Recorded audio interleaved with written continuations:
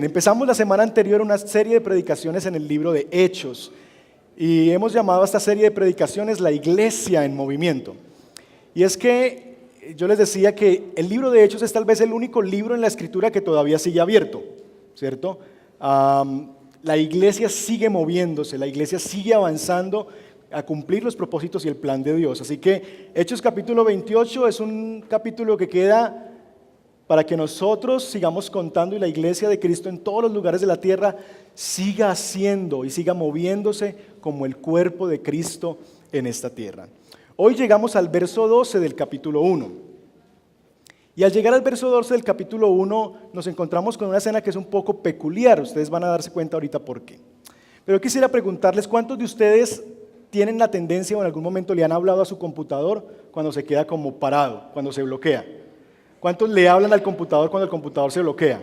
Y le da como golpecitos, a ver, móvete. A ver, sinceros. Ok, si usted es de los que le habla al computador, usted, como yo, es una persona impaciente. ¿Sí o no? Somos impacientes por naturaleza la mayoría, ¿no? Nosotros estamos en la fila del banco y estamos contando cuántos turnos hay. Y miramos el reloj cada 30 segundos. Y nos sobamos las manos, estamos en la EPS esperando al médico, nos sentamos y nos empieza a temblar la pierna. Yo sé quiénes son impacientes en las citas porque empiezan a mover la piernita. Yo soy también así, soy una persona muy impaciente. Cuando le dicen a uno que cuando no se puede dormir cuente ovejas, yo las cuento de 10 en 10. A ver si termina rápido. Muy impaciente, soy intratable. Muy impaciente. Yo sé que no solamente ese es un problema mío, sino que muchos de nosotros también vivimos esa misma realidad. Somos por naturaleza impacientes. Nosotros hemos leído la semana anterior, en el capítulo 1 de Hechos, que en el verso 4 y 5 hay una orden del Señor. Recuerden conmigo verso 4 y 5 del capítulo 1. Una vez mientras comía con ellos les ordenó, miren la orden y la instrucción del Señor. No se alejen de Jerusalén, sino que esperen la promesa del Padre de la cual les he hablado. Verso 5. Juan bautizó con agua, pero ¿dentro de cuánto? Dentro de pocos días. No hay nada más terrible que le digan a uno así, ¿no? Que te tengo una sorpresa. ¿Cuándo? En estos días. Un día de estos, en estos días. Estos discípulos acaban de recibir una palabra de que van a recibir la promesa del Padre. Y uno sin nosotros, porque ya conocemos lo que pasa en la historia, pero ellos estarán pensando, bueno, ¿y qué es? ¿Y cuándo? Dentro de pocos días. ¿Cuántos días pasaron? No lo sabemos. Cuando llegamos al versículo 12 nos encontramos con el relato de lo que sucedió después de que el Señor ascendió. ¿Qué hacemos nosotros mientras esperamos? ¿Qué hacer mientras esperamos? Y yo quisiera tomar unos minutos para mencionar algunas cosas interesantes de este pasaje acerca de esas esperas para aquellos de nosotros que somos impacientes. ¿Qué hacer cuando nosotros estamos esperando? Miren en el verso 12 que realmente el recorrido que ellos tenían que hacer desde el lugar donde el Señor había ascendido y donde tenían que estar para esperar la promesa era muy corto. Dice el verso 12 que era más o menos 1 a 1 kilómetro de la ciudad. Vamos a leer verso 12 hasta el 26 y vamos a tomar unos minutos para ver qué es lo que nos dice este pasaje a nosotros esta mañana, particularmente en este tema de qué hacer mientras esperamos en Dios y otras cosas más que vamos a ver esta mañana. Hechos capítulo 1, verso 12 nos dice así. Entonces regresaron, hablando de los discípulos, a Jerusalén desde el monte llamado de los Olivos, situado aproximadamente a 1 kilómetro de la ciudad. Cuando llegaron, subieron al lugar donde se alojaban. Estaban allí ¿quiénes? Pedro, Juan, Jacobo, Andrés, Felipe, Tomás, Bartolomé, Mateo, Jacobo hijo de Alfeo, Simón el celote y Judas, hijo de Jacobo. Todos en un mismo espíritu se dedicaban a la oración junto con las mujeres y con los hermanos de Jesús y su madre María. Por aquellos días, ¿notan? Pasaron algunos días. Ellos no recorrieron el kilómetro, inmediatamente vino la promesa, no. Pasaron unos días. Por aquellos días, Pedro se puso de pie en medio de los creyentes, que era un grupo como de 120 personas, y les dijo: hermanos, tenía que cumplirse la escritura que por boca de David había predicho el Espíritu Santo en cuanto a Judas, el que sirvió de guía a los que arrestaron a Jesús. Judas se contaba entre los nuestros y participaba en nuestro ministerio. Con el dinero que obtuvo por su crimen, Judas compró un terreno. Allí cayó de cabeza, se reventó y se le salieron las vísceras. Esto parece una película de terror, ¿no? Todos en Jerusalén se enteraron de ello, así que aquel terreno fue llamado Acéldama, que en su propio idioma quiere decir campo de sangre, porque en el libro de los Salmos, continuó Pedro, está escrito que su lugar quede desierto y que nadie lo habite. También está escrito que otro se haga cargo de su oficio. Por tanto, es preciso que se una a nosotros un testigo de la resurrección, uno de los que nos acompañaban todo el tiempo que el Señor Jesús vivió entre nosotros, desde que Juan bautizaba hasta el día en que Jesús fue llevado entre nosotros. Así que propusieron a dos, a José, llamado Barsabás, apodado el Justo, y a Matías, y oraron así: Señor, tú que conoces el corazón de todos, muéstranos a cuál de estos dos has elegido, para que se haga cargo del servicio apostólico que Judas dejó para irse al lugar que le correspondía. Luego,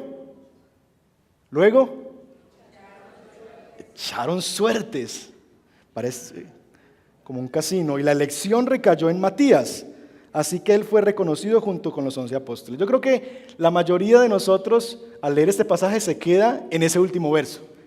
Y echaron suertes, tiraron los dados, contaron Tin Marín de Dopingüe. ¿Qué fue lo que hicieron? ¿Cómo así que tiraron suertes? Bueno, vamos a hablar de eso más adelante, pero por ahora permítame decirle algunas cosas que nosotros podemos hacer a la luz de este pasaje en las esperas que Dios nos tiene. Noten ustedes que, como les decía al comienzo, tan solo hay 1 kilómetro desde el lugar donde el Señor se fue hasta donde ellos tenían que ir.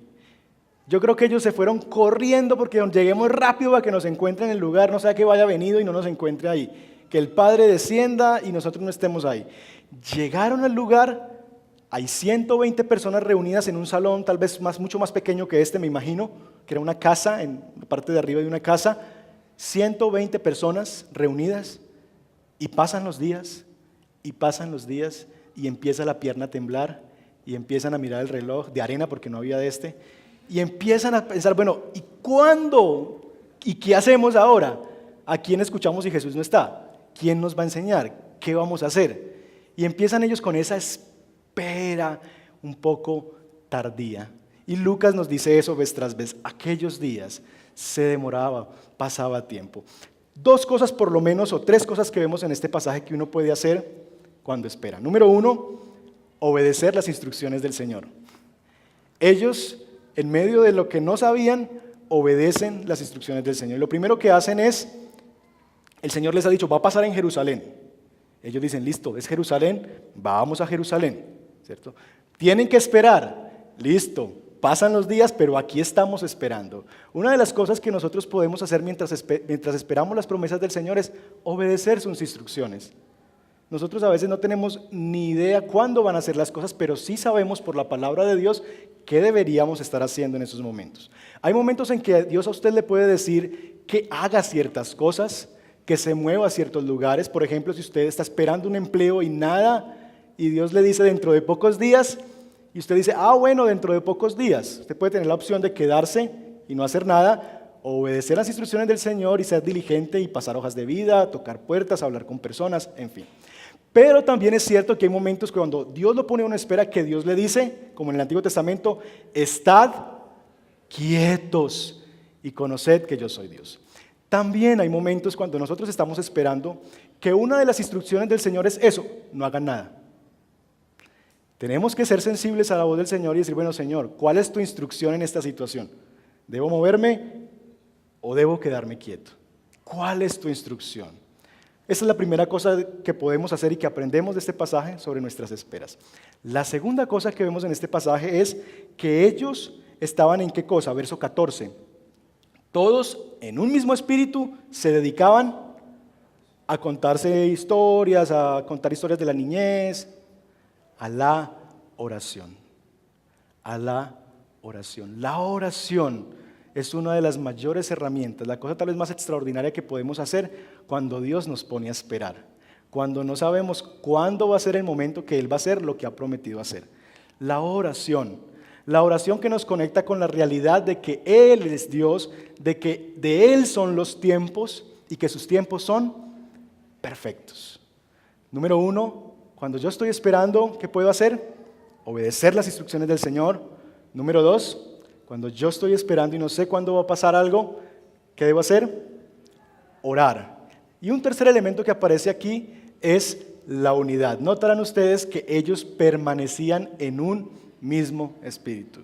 Qué importante es ser acompañados en nuestras esperas.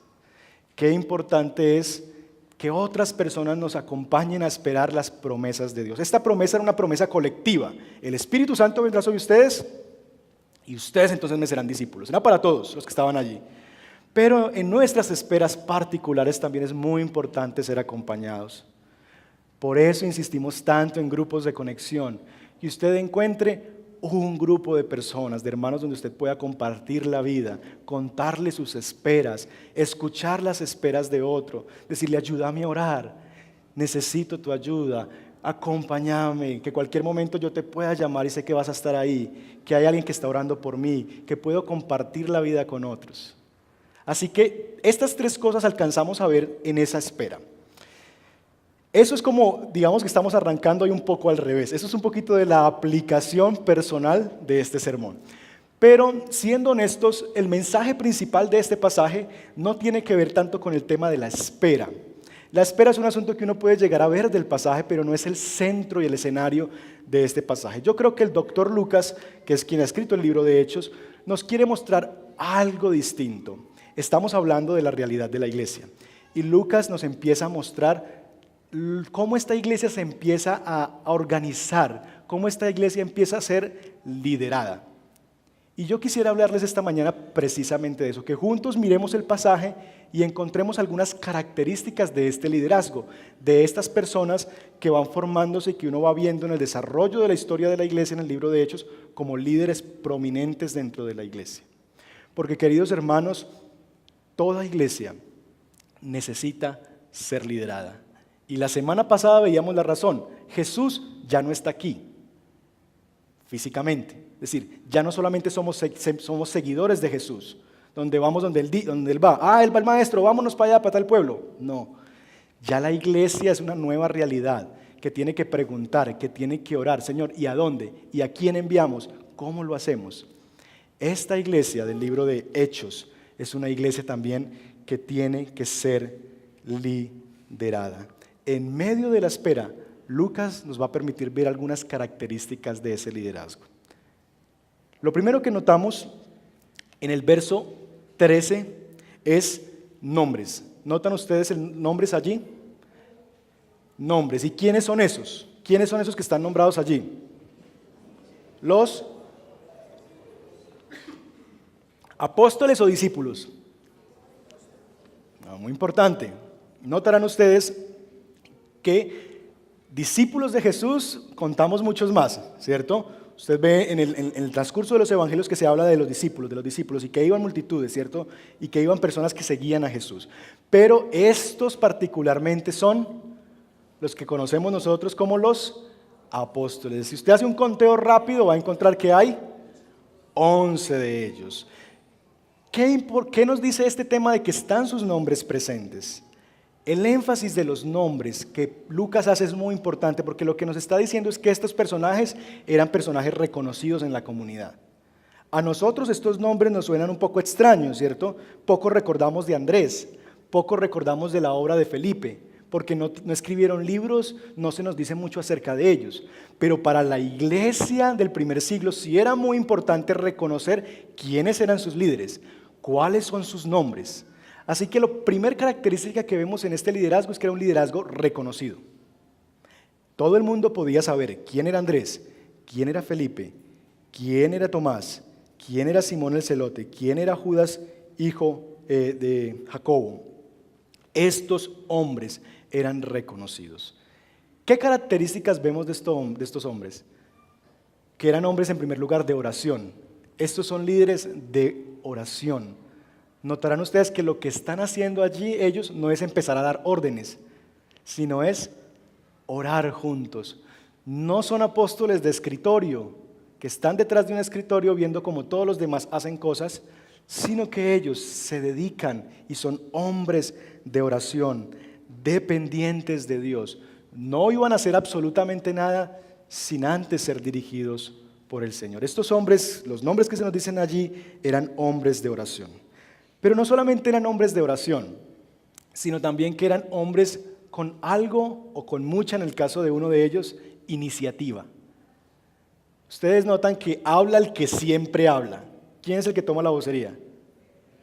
Pedro, ¿cierto? Uno ve siempre en los evangelios y en el transcurso de la historia de la iglesia que Pedro no se puede quedar quieto. A Pedro le tiembla la pierna más que a los demás, ¿cierto? Pedro es un hombre impaciente, ¿cierto? Es un hombre que no puede esperar y es un hombre, sobre todo en el sentido positivo, de iniciativa.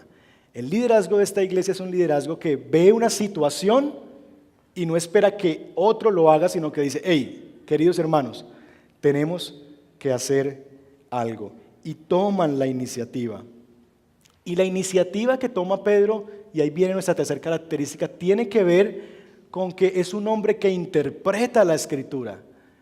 Pedro no solamente está tratando de solucionar un tema de números. Ay, no, es que a mí el número 11 no me gusta. Eso es como de mala suerte. Hagamos que hayan 12, que es más bonito. No. La razón fundamental por la que Pedro toma esta iniciativa es porque él está interpretando la Escritura. Notan ustedes cómo al ver la historia de Judas como se nos relata en Lucas, lo que está haciendo Pedro es mencionar versos de la palabra de Dios. Nos dice, por ejemplo, en el verso 20, porque en el libro de Salmos dice que su lugar quede desierto y que nadie lo habite. También está escrito que otro se haga cargo de su oficio. Y esas citas que están allí están en el Salmo 69, 25, Salmo 109, verso 8. Lo que está haciendo Pedro es interpretando la Escritura. Es decir, la iniciativa que nosotros tenemos que tomar es una iniciativa basada, orientada por la Escritura. Esa es una característica de un buen liderazgo. Un liderazgo, en primer lugar, que es reconocido, es decir, saben las personas quién es él o quién es ella. Número 2, que es un hombre o una mujer, o que son hombres y mujeres de oración. Número 3, que toman iniciativa en algunos asuntos, que dicen, ay, vea esa basurita allá, ay, es que en la iglesia, no, eso está que se ha caído, eso está ahí arriba desde hace rato, yo no sé por qué está ahí en la mitad, por qué no lo bajan. Sino que toma la iniciativa y va y lo hace o pregunta, ¿cierto? Pero que las iniciativas que toma son orientadas por la Escritura. No es porque se vea más bonito, no es porque tenga una buena idea, sino que siempre están tratando de entender y de interpretar qué es lo que la Escritura nos dice que debemos hacer. Si ustedes ven esa lista que está allí, de esos 11 nombres, ¿cuántos de esos personajes se vuelven a mencionar en la Biblia? A ver, estudiantes de escuela bíblica, ¿cuántos de esos? Mire los 11 nombres. Si usted sigue leyendo de Hechos hacia allá, o aún los evangelios, ¿cuántos de ellos son realmente personajes como importantes en la historia de la iglesia?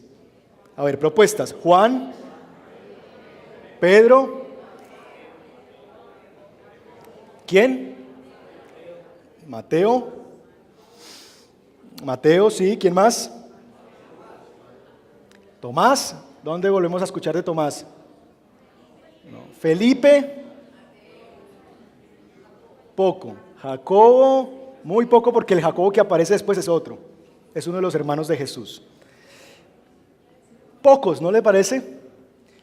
¿Qué nos quiere decir eso a nosotros?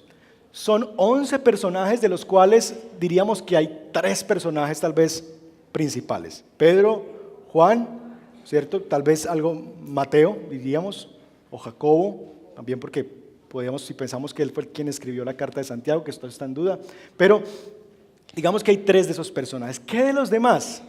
¿Qué de los otros 8 personajes? ¿Qué nos comunica eso a nosotros acerca del liderazgo de esta iglesia? Una cosa muy importante en el liderazgo, y es que estos hombres no buscaban, aunque tenían y eran reconocidos, no buscaban el reconocimiento. Es decir, aquí no tenemos el caso de 11 titanes peleándose quién era el más importante, quién era el superapóstol, quién era el que iba a tener más discípulos a su alrededor. No, tenemos aquí un grupo de hombres que en la mayoría de los casos no sabemos ni qué fue de sus vidas, que no los recordamos, que ni recordamos sus nombres, porque si yo hago una lista de chequeo, ¿cuántos se saben el nombre de los 12 apóstoles? Cierren los ojos y díganmelos. Llegaríamos a 5, a 6, a 8 cuando más. Estos personajes no son personajes que andan buscando un reconocimiento, un nombre en medio del pueblo. Ese es el tipo de liderazgo que estamos viendo en esta iglesia. No eran personajes que andaban haciendo lobby o echando cepillo a ver dónde podían alcanzar más cosas, quién los recordaba más, pero ponga mi nombre ahí. No les interesaba eso. ¿Qué tan importante para nosotros como iglesia, como liderazgo de la iglesia, como gente que está creciendo en el liderazgo de la iglesia, entender esas realidades? Que finalmente lo que menos importa es el nombre. Que Dios tiene en su misericordia levantar el nombre de algunos y otros detrás de bambalinas. Pero que unos y otros somos iguales y somos siervos de Dios. A unos Dios les ha dado dones más públicos, a otros dones más privados, ¿cierto? Y esa es la realidad, ¿cierto? Mucho de lo que pasa aquí al frente y lo que ustedes ven es el fruto de muchos otros que trabajan allá detrás y lo que ustedes ven en esta iglesia y nadie los ve y no tienen nombre y no pasan aquí. El ejemplo más claro de eso es mi propia esposa. Ahí detrás de cositas, no habla mucho, nunca ha pasado aquí, pero está jugando su rol como Dios la ha llamado a hacerlo. Liderazgo, y esta iglesia tenía ese tipo de liderazgo. Una cosa más que quisiera hablarles en ese sentido de que eran líderes reconocidos. Noten que en este pasaje es Pedro el que está hablando acerca de Judas. Y lo que Pedro está diciendo es, miren hermanos, tenemos una situación. Aquí ha habido uno de nosotros que estuvo en el ministerio que el Señor nombró, pero que lo traicionó. Así que nosotros debemos, ese que fue traicionado, ese que nos describe Lucas que se reventó la cabeza en el suelo y se le salieron las vísceras, a ese necesitamos encontrarle un reemplazo. Y yo no sé ustedes, pero cuando yo leí este pasaje yo me quedé pensando, Pedro, un Pedro hablando de orejas, un Pedro hablando de Judas. ¿Recuerdan ustedes que Pedro hizo lo mismo?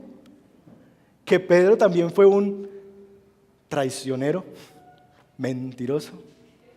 Que Pedro también engañó al Señor y ahora se las da de buen tipo y dicen, bueno, busquémosle reemplazo a este. No sé a ustedes, pero a uno sí que le choca a la gente así, ¿no les parece? A mí como que la hacen y señalan a aquellos que también la hacen, pero ellos creen que no, yo no.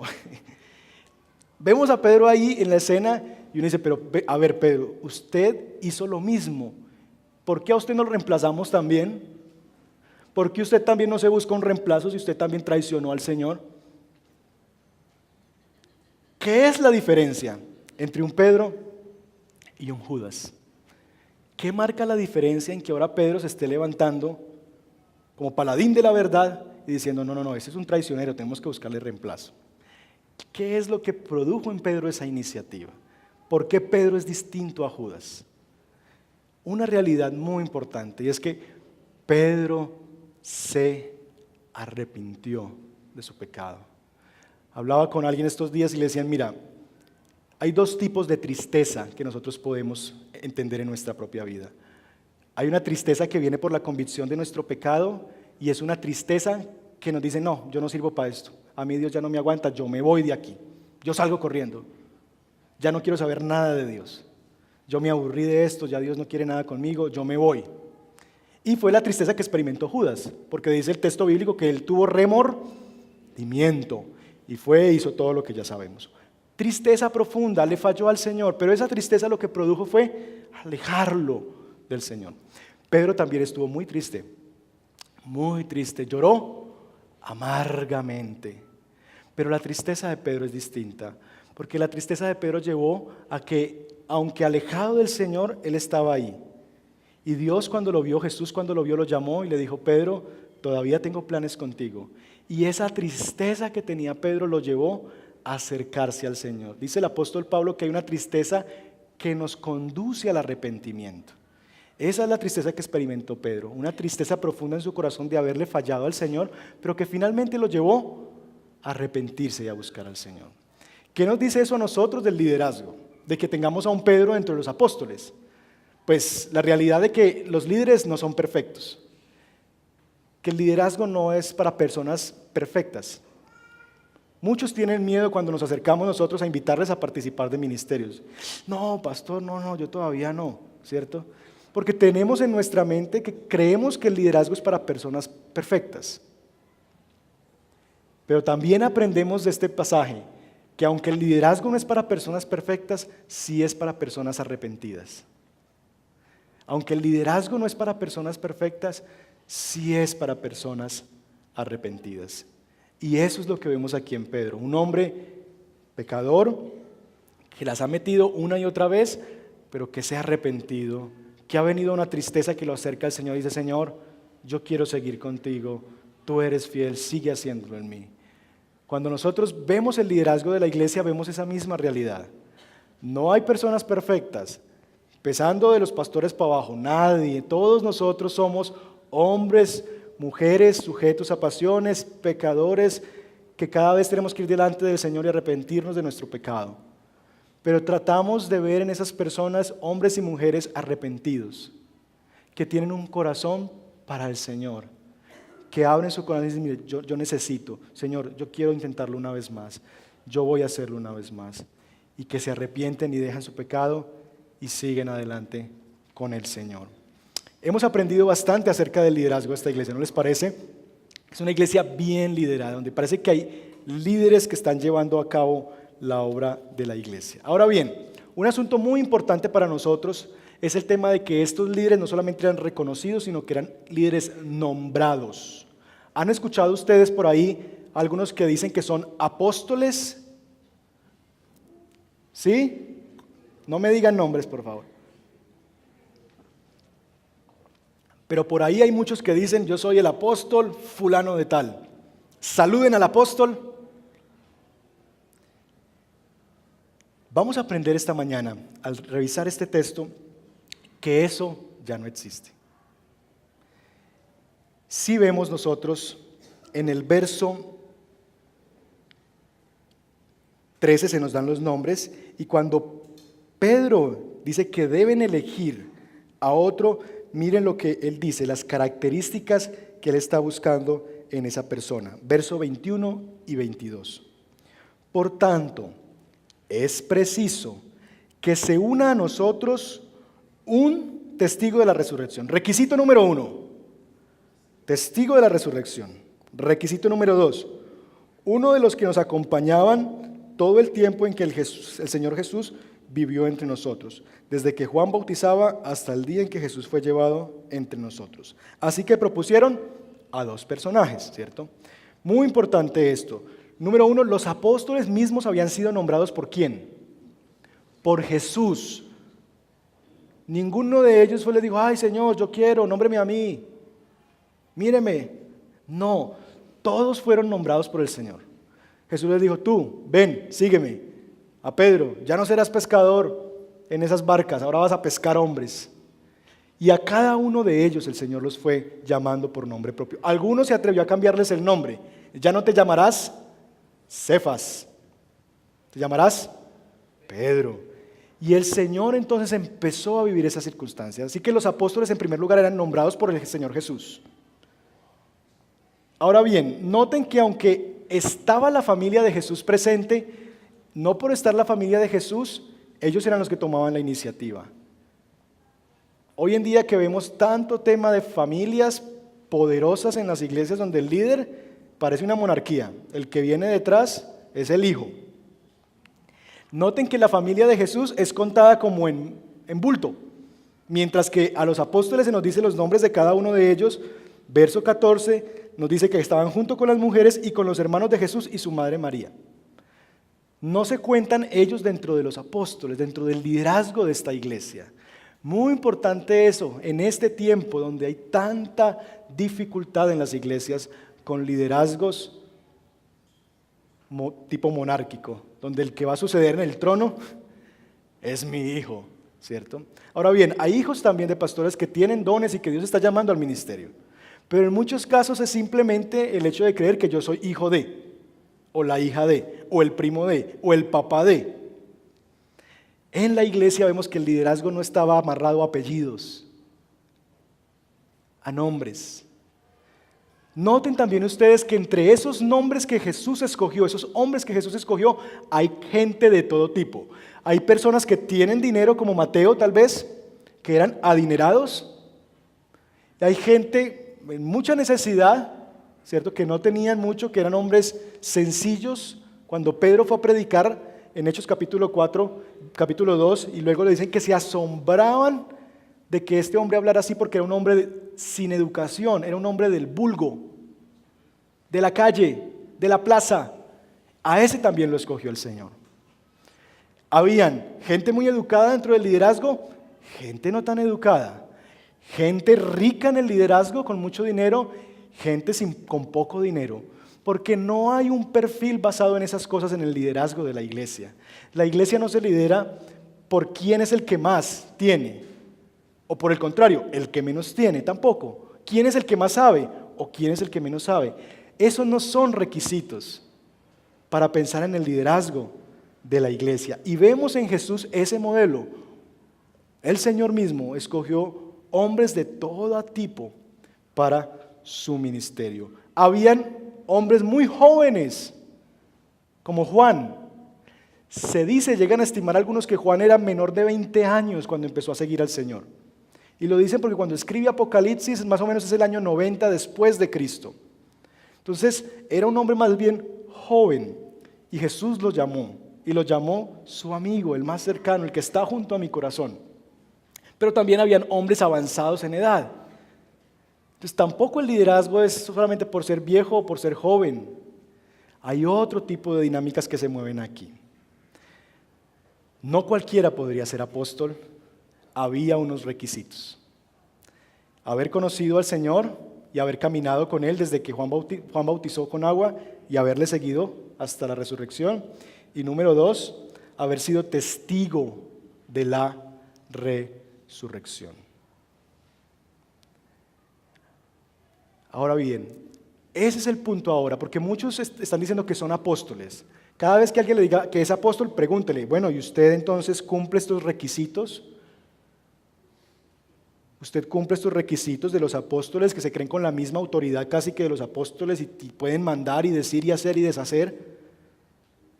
Aquí encontramos entonces que hay unos requisitos para el apostolado y todo aquel que no los cumpla no puede ser apóstol. Hay una excepción en el sentido del apostolado de los discípulos de estos nombres y es el apóstol Pablo. Y él dice que él participó por lo menos en uno de estos requisitos, que él conoció al Cristo resucitado, que a él se le apareció Cristo resucitado. Y él dice entonces en Corintios que por eso él tiene la autoridad de ser llamado apóstol, aunque él mismo se considera como el menor de los apóstoles.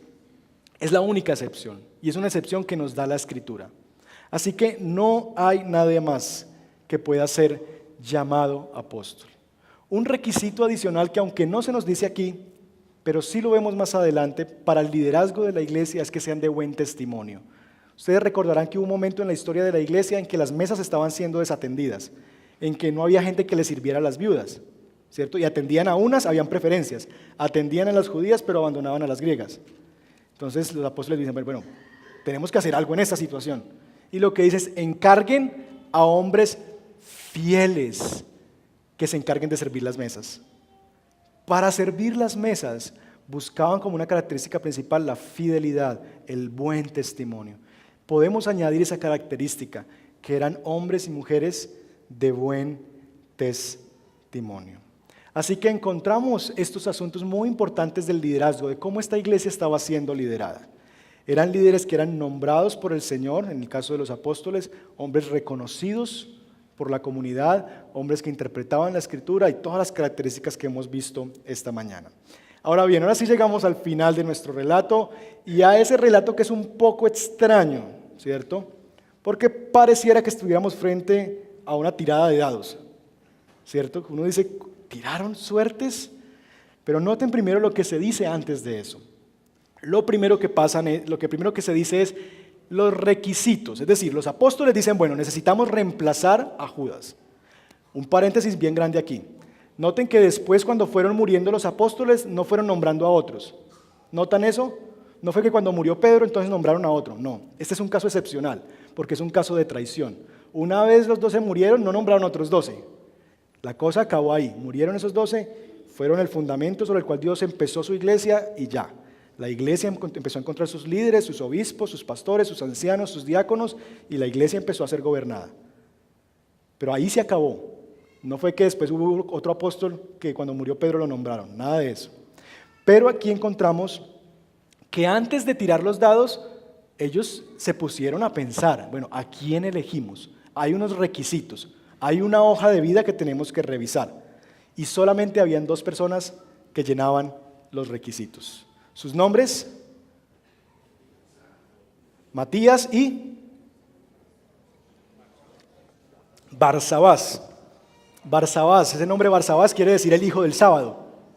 Bar, hijo, Sabat, que es del sábado, el hijo del sábado. Que hay un hermano que viene a la iglesia que se llama Domingo. Cuando estaba leyendo el pasaje me causó curiosidad eso. Ve, aquí hay uno que es el hijo del sábado. Este señor llamado Barsabás y este Matías llenaban los requisitos. Ahora bien, eran 2 personajes de peso en la iglesia. Dicen los historiadores como Eusebio, que este Barsabás, para predicarle a la gente de Cristo y que de Jesús era real, lo que hacía era, tomaba una copa de veneno de serpiente, se la tomaba y les decía, miren, no me ha pasado nada. Y que esa era la forma de demostrarle a la gente que Jesús era el Señor.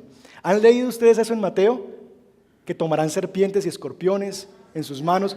Muchos dicen que ese relato se refiere a este personaje llamado Barsabás, ¿cierto? No podemos comprobarlo, no está en la Biblia, pero los historiadores comentan eso. Que este hombre, para demostrar que Jesús era el Señor, tomaba veneno y les decía, no me ha pasado nada, aquí estoy. Así que este era un personaje tremendo, ¿no? Un hombre de Dios tremendo.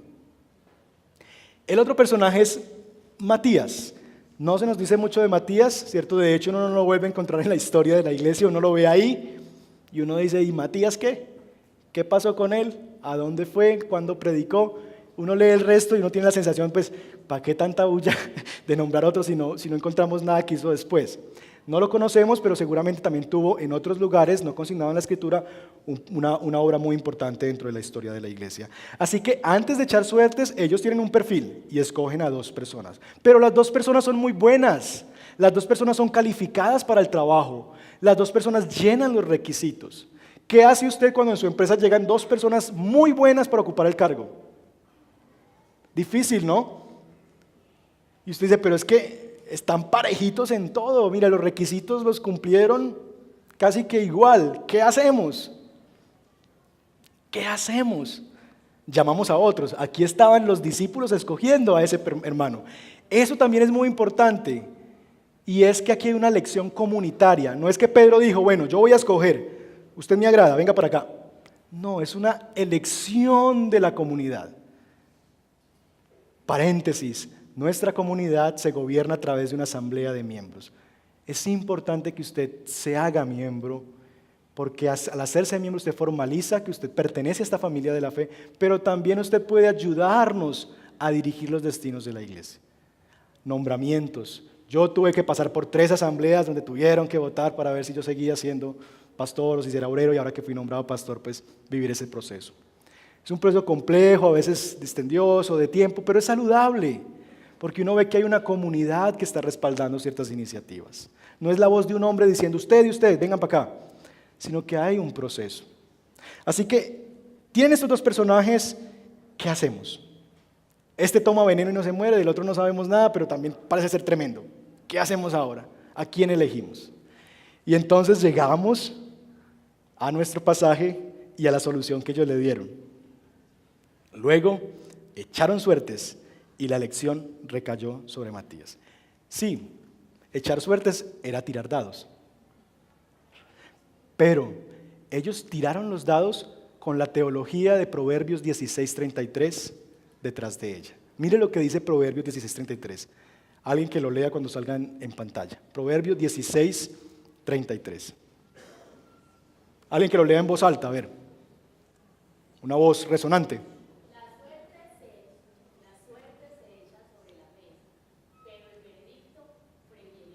Proviene del Señor, ¿cierto? Las suertes, los dados se tiran en la mesa, pero el veredicto proviene del Señor. Sí, ellos jugaron a los dados, pero jugaron a los dados con esta teología detrás. Jugaron a los dados no en primer lugar, no cerraron los ojos desde el comienzo y a ver, párense aquí y juguemos a la botella. El que le caiga el pico, ese va a ser. No. Hubo unos requisitos, dos pasaron los requisitos y dijeron, bueno, estamos en una situación difícil. Señor, las suertes las echamos nosotros, pero el veredicto es tuyo. Y la suerte recayó sobre Matías. Y este hombre llegó entonces a convertirse en el número 12, en parte de los apóstoles del Señor. Me llama la atención pensar, ¿qué pasó con Barsabás? ¿Qué pasó con el que no fue elegido? ¿Por qué me llama la atención? Porque muchos de nosotros a veces sufrimos cuando no somos elegidos. Cuando sentimos que pusieron a otro y no a mí. Y la mayoría de nosotros tenemos la tendencia a amargarnos, a decir, no, como yo no soy de la rosca, como a mí no me quieren, como yo no soy amigo de, y una cantidad de cosas que empezamos a hacer diálogos internos con nosotros mismos. La historia nos vuelve a decir qué pasó con este Matías, con este Barsabás, que no fue elegido. La mayoría de historiadores dicen que él se convirtió en el apóstol en el sentido de que fue enviado, en el misionero que fue a los etíopes. No fue un hombre que se sentó y dijo, como no me eligieron, ahora me voy a encargar de la oposición, como hacen los políticos de este país.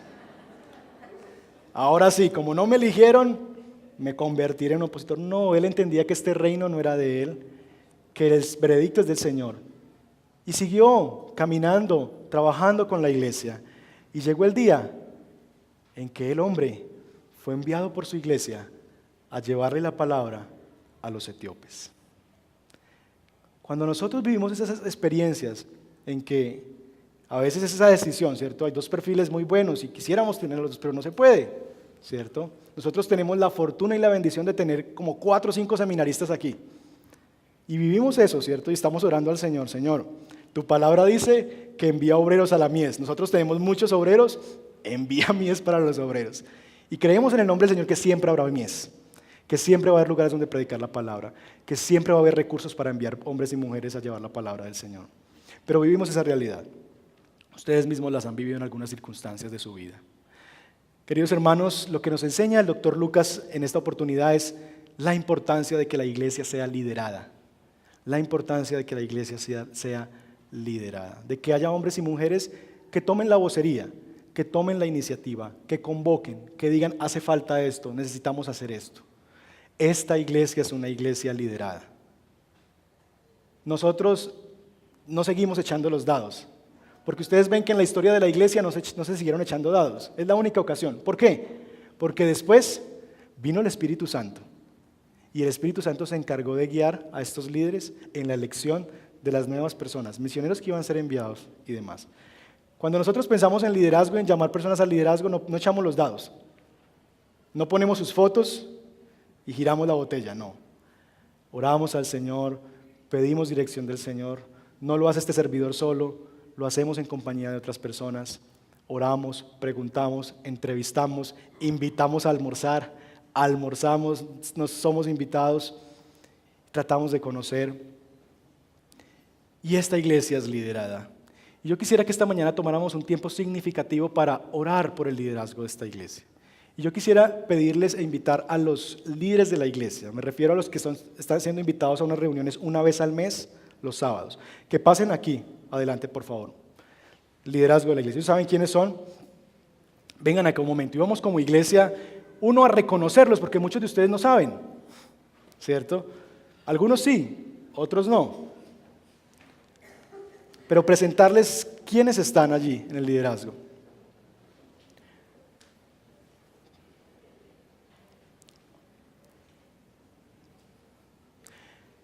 Y ustedes pueden ver en este grupo gente de todo tipo. Gente que tiene una condición financiera muy buena, que Dios los ha bendecido. Gente que lucha en el día a día. Gente joven, gente avanzados en años. De todo tipo. Pero una característica en común, y es hombres y mujeres que han decidido servir al Señor y poner su granito de arena. Ahí en las sillas hay todavía otros que no son reconocidos en el sentido de que no están aquí, pero que trabajan duramente en sus diferentes labores y en los ministerios que ellos lideran. Y yo tengo en primer lugar una palabra de gratitud para ustedes y para ellos, por varias razones, particularmente porque yo veo en ellos hombres y mujeres que siguen al Señor y que han sido capaces de seguir a un líder joven como yo. Yo me asombro y me maravillo y oro al Señor todos los días en gratitud, porque estas personas pueden respetar el liderazgo de alguien más joven, que a veces tiene sus cosas, ¿cierto? Y sus salidas, pero que logran respetar el liderazgo de mi esposa y mío. Y que no solamente eso, sino que están también para supervisarnos a nosotros y decir, hey, pilas con esto. Por ahí donde van, estas actitudes, estas cosas, ellos saben que tienen la confianza para en algún momento decir eso. Así que una gratitud bien especial para ustedes por ese respaldo y ese amor que han mostrado hacia nosotros como líderes de la iglesia. Y a ustedes también. Ustedes tienen un pastor joven y yo creo que eso no es fácil, ¿cierto? Si yo estuviera sentado allá, a mí me da algo de risa cuando la gente me pregunta, ¿quién es el pastor de la iglesia? Y yo digo, mucho gusto, mi nombre es Jair. Y yo los entiendo, ¿cierto? No es fácil. Hay varias situaciones ahí, pero aprecio mucho eso de ustedes, el respeto, el amor, el cariño que ustedes han tenido hacia nosotros. Y también decirles que ellos y ustedes también, si nos ven en algún momento caminando mal, con toda libertad, estamos para amonestarnos unos a otros. Pero ese es el liderazgo de la iglesia y todos ellos están dispuestos a servir al Señor, hombres y mujeres de buen testimonio, que por supuesto pecan, ¿cierto? Y que las meten de vez en cuando, o muy de vez en cuando, pero que son hombres y mujeres arrepentidos que anhelan servir al Señor con todo su corazón.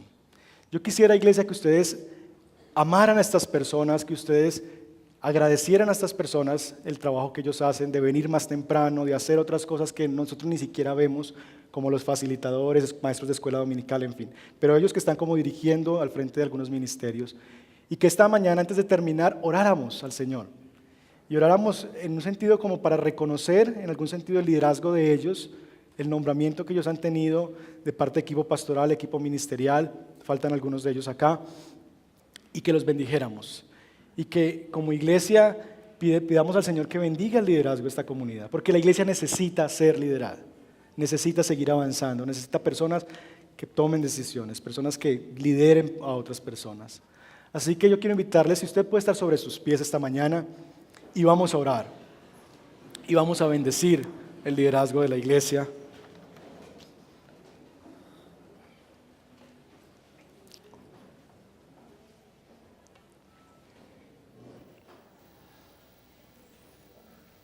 En la iglesia uno ve por lo menos dos clases de liderazgo, dos figuras de liderazgo, diáconos y ancianos. Los pastores hacen parte de lo que se llama en la Biblia los ancianos. Nosotros en este grupo, ustedes van a ver y pronto van a ir conociendo un poquito cómo funciona, aquí hay diáconos y hay ancianos. Los diáconos son los que se encargan de las cosas más prácticas de la vida de la iglesia, quienes están en el comité administrativo, ¿cierto? Quienes lideran algunos asuntos del día a día de la iglesia. Y los ancianos son aquellos que dirigen algunos asuntos de tipo espiritual, que conducen la iglesia a través de una visión, de nombramientos, de personas, de oración. Así que ustedes van a encontrar en este grupo de personas esas dos cosas que vemos en el libro de Hechos, diáconos y ancianos. Y que oremos por ellos para que el Señor les siga ayudando a desarrollar sus dones en medio de nosotros. Así que si usted tiene a bien levantar sus manos y orar por ellos y bendecir este liderazgo en el nombre del Señor. Aún por ustedes oren al Señor, que yo mismo necesito esa oración de que el Señor nos siga ayudando a llevar adelante su obra, a liderar cada uno en su rol, en su papel, pero que el Señor nos bendiga y nos ayude. Así que levante su voz donde usted está y ore al Señor, ore por el liderazgo de esta iglesia, dele gracias al Señor por ellos, gente que igual con limitaciones de tiempo, como las ustedes, como las mías, da un granito más, da un pasito más adelante y está sirviendo, madrugando, viniendo en semana. Bendiga este liderazgo en el nombre del Señor.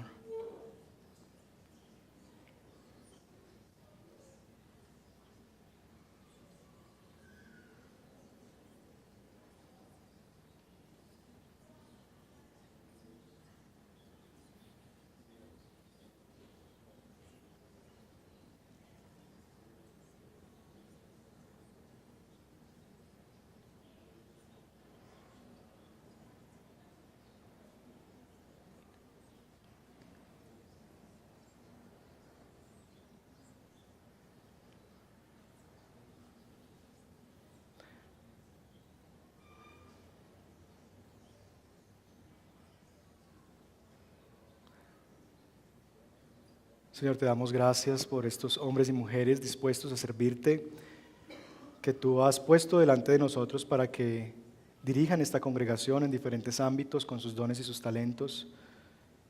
Yo te pido, Señor, que tú los bendigas, Señor, con la bendición de sentirse privilegiados, pero también con la bendición de asumir, Señor, la responsabilidad que significa tener una posición de liderazgo.